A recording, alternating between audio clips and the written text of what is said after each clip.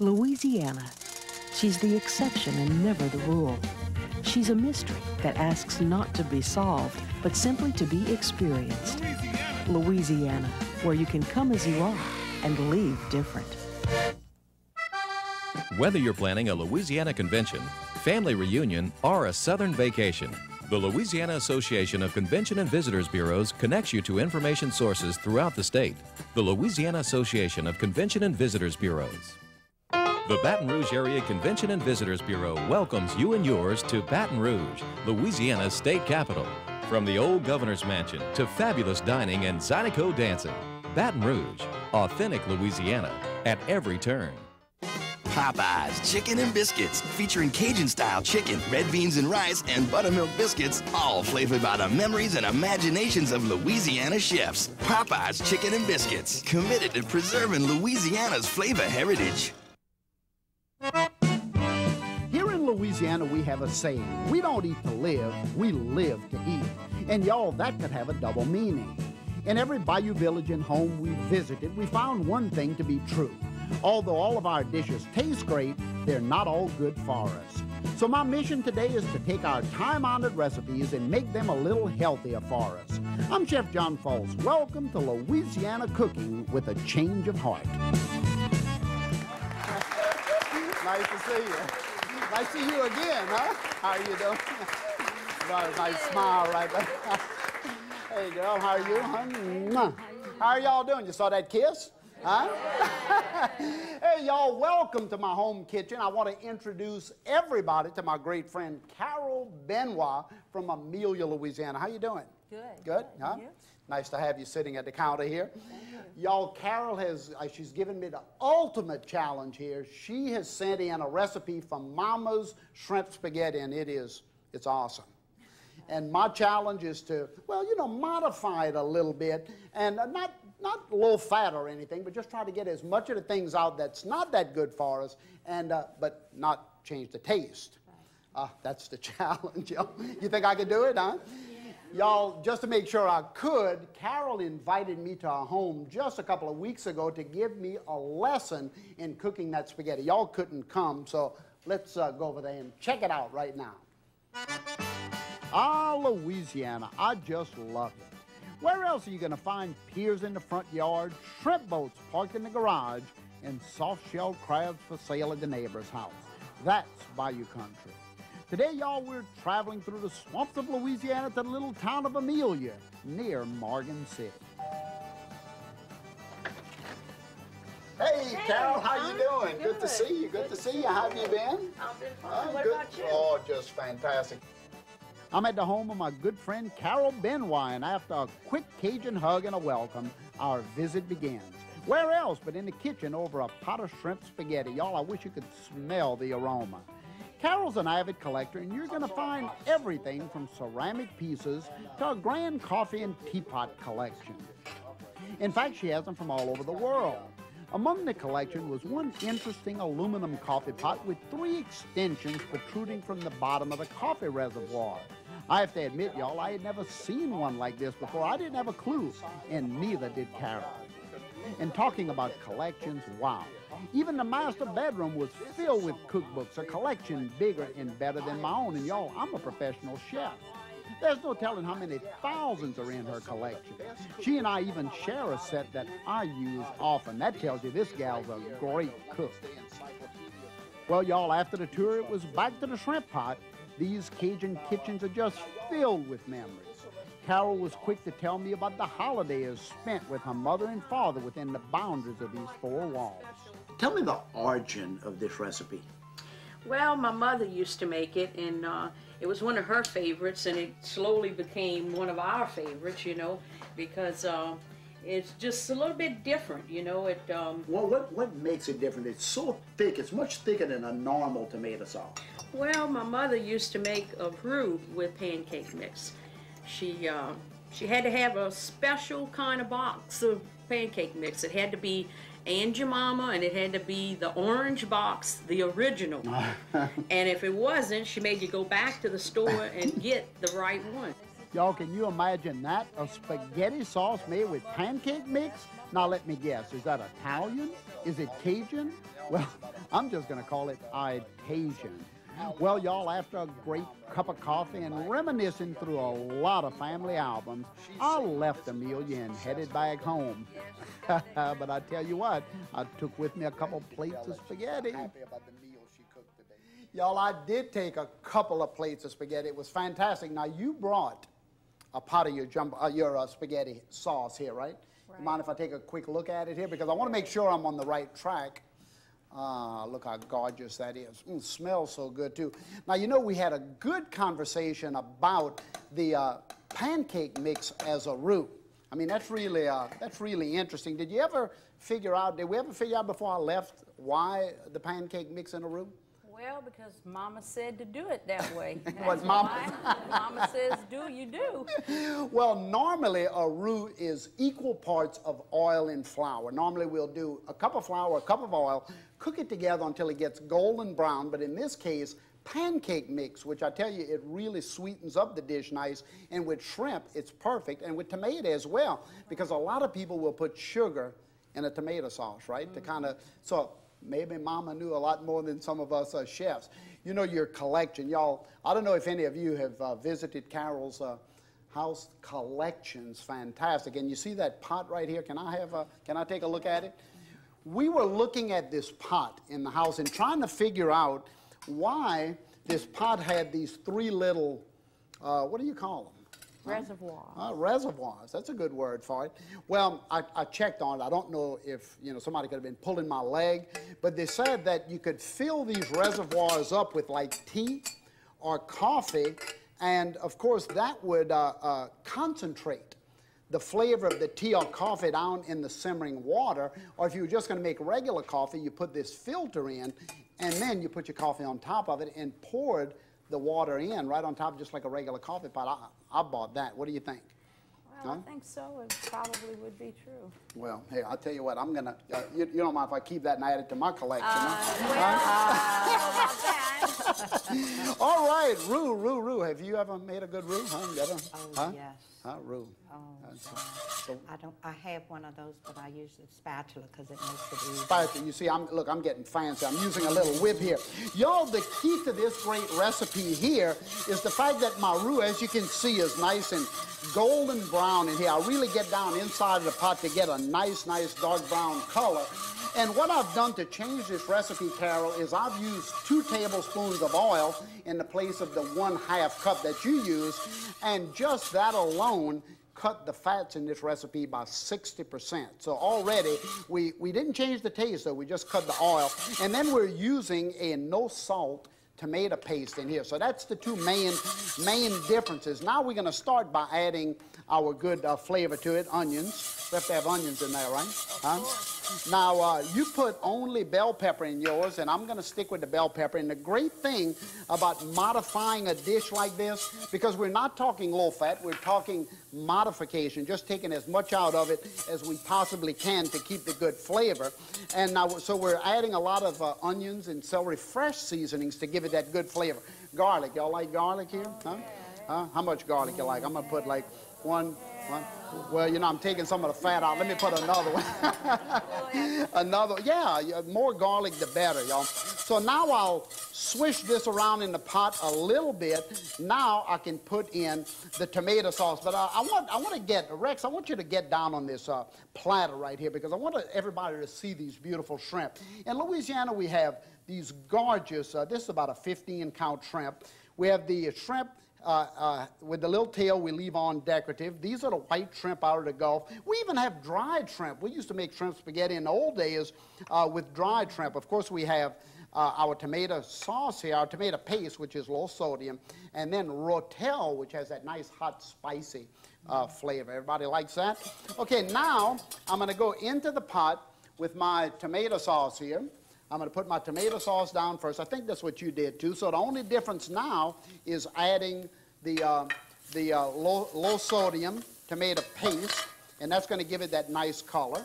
Then we're going to add the rotel, the nice seasoned rotel, so that gives it the spice. So we're still not too far away from your recipe, right? Right. All right, kind of on the money there. Doesn't that smell good, y'all?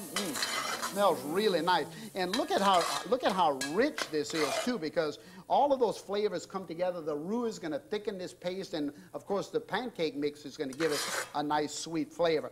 Now here, y'all, I'm going to put in about half of my shrimp. I always say I'm sacrificing the shrimp. Yeah, I'm sacrificing it because I want that shrimp to cook apart and really start to add some of that nice shrimp flavor to the dish. So I'm going to add some of that in. A little bit lean parents. You added lean parents to yours. I'm adding lean parents to mine. I'm going to go with a salt substitute because a salt substitute, it tastes like salt.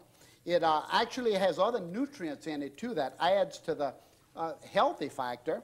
And you're taking all that sodium out because in Louisiana especially, y'all, we find ourselves eating about 4,000, 6,000 milligrams of salt in our normal diet here when we should only be eating about 2,000 milligrams. So we can afford to cut some out. Now into this I'm going to add 5 cups of water, or of course you could have boiled the shells of the shrimp, which is you know, what can be done. Why throw away those shrimp shells? And the old saying, the nearer the bone, the sweeter the meat.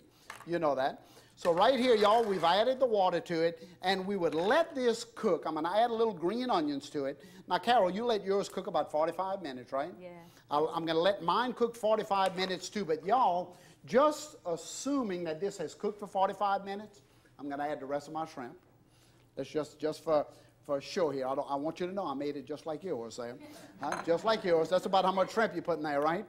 That's about right. Now, y'all, again, right after it finishes cooking, 45 minutes, then I would adjust the seasonings. I could put a little pepper into it, just sprinkle as much pepper. Pepper is not fattening. You can put as much as you'd like into it. And, of course, as much, if you want herbs, basil, thyme, any of that. Now, I'm going to move this out of the way because I have some already done. So I'll move this, and I'm not throwing that out, Carol. Don't think for a minute I'm throwing that out. Now let's take a look at yours and mine again. I have yours right here, and I have mine right next to it. See that? I put mine in a pretty terrain that gives me an edge over yours. You see that? You see that? So that's really nice right there. Now, the ultimate test. I'm going to go ahead and I want to put some on a plate for you. You don't mind, huh? Let me heat up the spaghetti. Just throw it in the water like this and let that drain for 1 second. A little spaghetti. I'm not going to give you too much. And then a little of the sauce. Now, I'm going to give you mine. You don't mind, huh? Okay. Okay, look. I'm going to give you up. Look at that. Oh, I'm going to give you extra shrimp. That might make it taste better. Isn't that nice? I'm going to put a little parsley on it like that. Now, that's yours. And I think you have a fork right there. And then I have another little bit here I'm going to put in here. And I'm going to give it to this side. And then you can, y'all can taste a little bit of this as well. Carol, you don't mind. I'm saving yours for me. Oh, is that right? Yeah. There you go. Y'all taste that right there. Okay, y'all, so that's the spaghetti. What do you think? Take a little taste of it and let me know if you think that's come up to par there. I'll tell you. I got to get all this mess out of the way so I can continue to cook, y'all. Okay, the next little dish that I'm going to do, I'm waiting for it. I'm waiting for the response. It's almost there.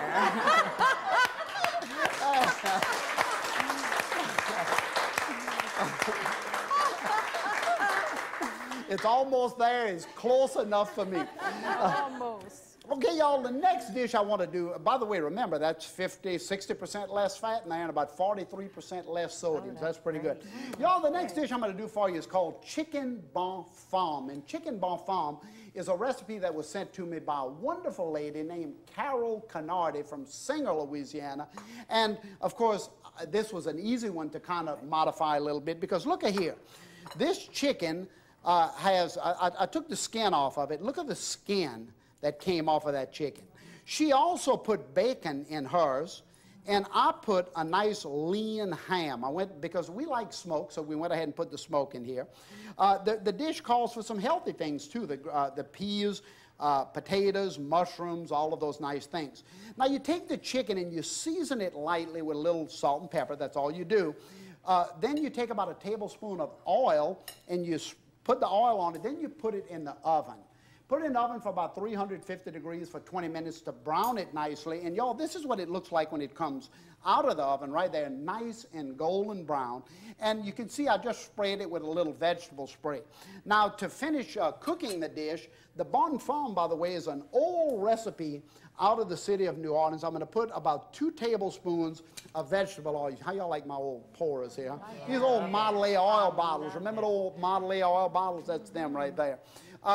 So what I'm doing here is going to get my fire nice and hot, and I'm going to saute into this. I'm going to put in the lean ham, because again, I found that in cooking light, y'all, you don't need to get rid of everything that we like. If we like the smoky flavor of bacon, use a lean ham.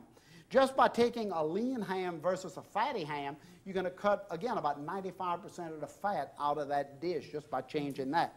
Now, I need to put a few little parsley in here. I have some green onions. I have some onions and celery in there as well. Again, remember in Louisiana cooking, when you're modifying, you don't have to change all of the things that are normally good for you.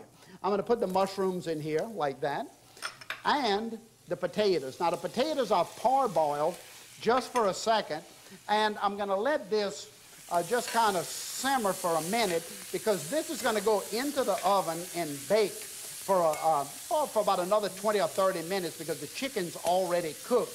I think the origin of this dish in New Orleans was to make use of all of the ingredients that were left over in the refrigerator or so, because you can see there's mushrooms, there's potatoes, there's ham.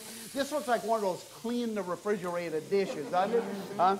So anyway, y'all, I'm going to move this out of the way. And once this is all sauteed nicely, again, you just want to get all of your flavors together. I'm going to put in, again, a little salt substitute, just a little bit in here. Remember, go ahead and put the pepper on if you want to. You can put black pepper, cayenne pepper, all of those wonderful things. And again, herbs. Herbs are just really, really great when you're trying to modify the fats and the sodium in a dish. I might also recommend colored peppers like this, because color adds eye appeal to a dish and makes it really, really interesting when it hits the plate. So y'all, this is sauteed just for a second. The flavors are in. Remember, the chicken is also seasoned with a little salt and a little pepper and all of that. Let me get one of these pot holders right behind you here, and Rex, and I'm going to dump this in and go to the oven, because in the oven I have some that's already done. Look at that. Now, isn't this, you know, add rice, we have a jambalaya, right? Look how nice that is right there, y'all. And this just takes a couple of minutes to saute the vegetables. Now, once it all comes together like this, I'm going to go, I have one in the oven for you, and I'm going to throw this one in there as well. And I don't know who's going to get a taste of this one, but chicken Bun Farm. Everybody knows what Bun Farm means, huh? Yeah. Look at that. I do. Huh? Chicken Bun Farm means chicken from the good wife. Come on, let me hear it. Look at that right there, y'all, how nice that dish is. See that? And look at the colors in there, how gorgeous those are. In fact, I can take a little, let me get another little spoon here, because I want somebody to taste this. You have a knife and fork there, huh? I need to get, oh, look at there. I'm going to give that to you. Chicken Bun Farm. There you go. And let me get another one of these. And who's got a fork out in the audience over there? Anybody? Huh? Y'all get, huh? I need to get y'all a fork. Take a bite of this and spread it around, y'all. This is the ham, the potatoes. They're all really, really good right there. Now, the important thing here is when you taste this, I want you to remember that the bacon, when we took the bacon out of this dish, 84 grams of fat was removed. But we put lean ham in. The ham gave it a good flavor. We cut the fat in this dish by 60% just by making those. The lean ham, as I mentioned, 97% less fat. The half cup of oil, I just put 2 tablespoons, so we cut it again. Remember, in this cooking, it's all about modification, not low fat. I have to make sure the dishes taste as good as the original. I'm glad to see that going to the audience back there. Delicious. Isn't that good? Say it again. Yes. Say it again. Is delicious. See that, y'all? Huh? See that, huh?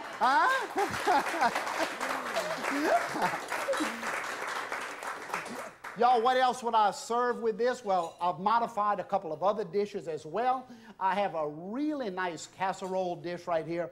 This is an artichoke casserole, and it's artichoke with green beans, and I've used a fat-free Parmesan cheese and low-sodium green beans, and we reduced the fat in this casserole by 95%, but I guarantee you it still tastes identical to the original because the cheese, of course, will taste that really nice Parmesan flavor. Then right here, the ginger cookies. Louisiana had a lot of ginger plants, and we used a fat-free margarine in the ginger cookies and an egg substitute.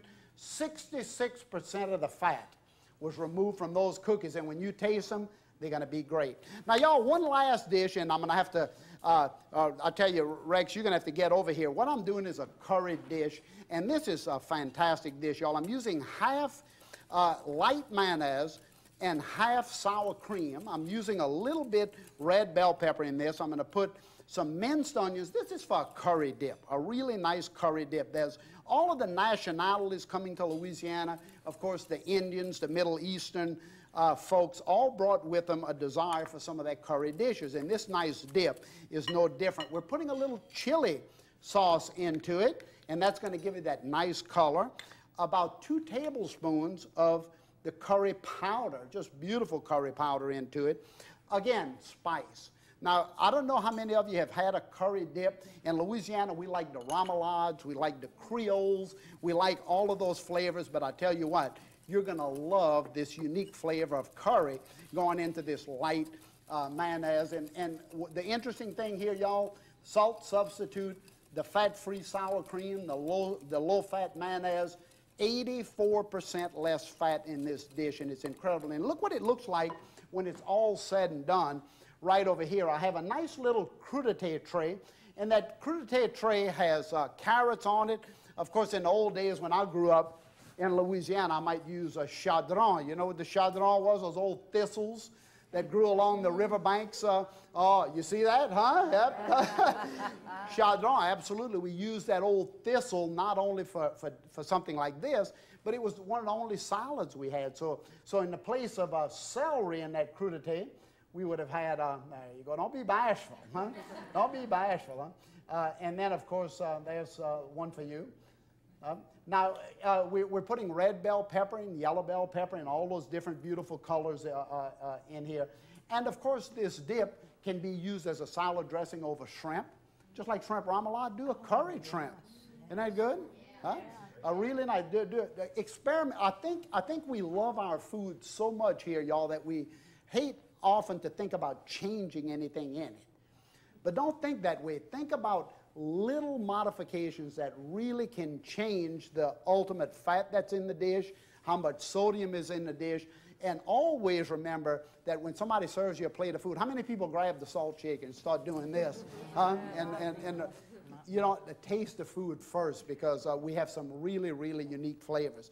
Now, you brought some beautiful pictures of the family, and I want to make sure that everybody gets a chance to see those. Did we ever figure out what that is? Pick that thing up and see if anybody knows what that is. No, I haven't really figured out. I thought it might be you put steaks on it.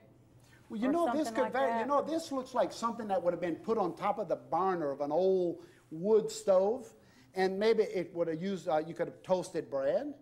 It could have been a grill, yeah, of course, for the for meats, as you say, a steak. It could have gone into the gone on to this, and there's some little channels in it, which means that the grease or oil could have dripped out, and then, you know, I'm going to have about 1,000 people write and tell me what this is, right? Good. They'll say, how can you be so stupid? Everybody knows what this is. Then you can pass on what it is to Y'all, us. we thank you so much for joining us today on our Taste of Louisiana, and we want you to join us back right here next week as we continue to modify some of these fantastic Louisiana recipes. It's so easy, and you know what? We didn't change the taste. Am I right? Come on, I want. It tasted great. Y'all, thank you so very much for coming today, and I'm going to feed every one of you. Hey, we love you, y'all. Thanks so much.